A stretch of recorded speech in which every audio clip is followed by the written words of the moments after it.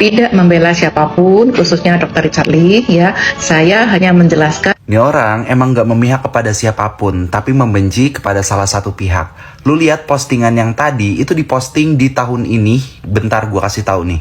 Lu lihat bulan 2 tanggal 9 di tahun ini 2026, dia masih ngebahas terkait white tomato gitu. Sedangkan si Bepom itu udah ngeluarin klarifikasi bahwa WTCDRL itu nggak mengandung tomat putih.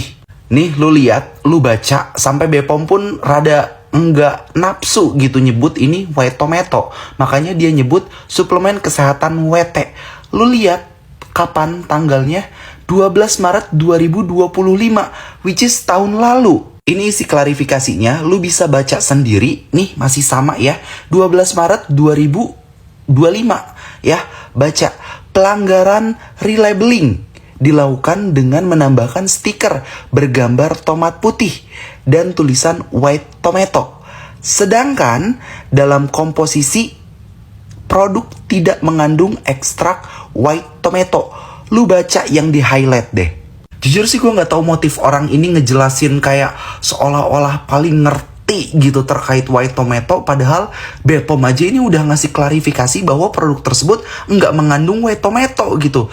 Tapi masih kayak batu banget gitu. Jadi ya makanya gue sebut di awal dia nggak memihak kepada siapapun, tapi membenci salah satu pihak gitu. Bukan cuma tentang white tomato, tapi kalau lu cek akunnya, dia masih ngebahas terkait microneedling yang di DNA salmon. Dia bilang katanya nggak apa-apa dipakai sama orang awam, nggak apa-apa dipakai di rumah aja, karena ukuran jarumnya kecil.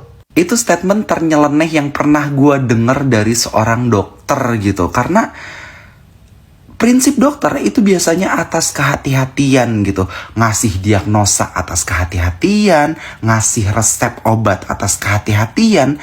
Tapi satu ini gitu, bilang katanya jarum microneedling yang di DNA salmon boleh dipakai oleh siapapun, oleh orang awam karena ukurannya kecil.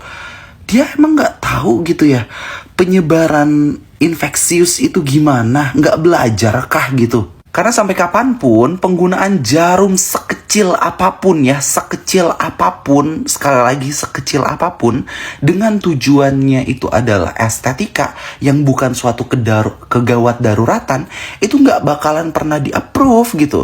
Atau gini deh simpelnya, tanya ke Kemenkes terkait penggunaan microneedling.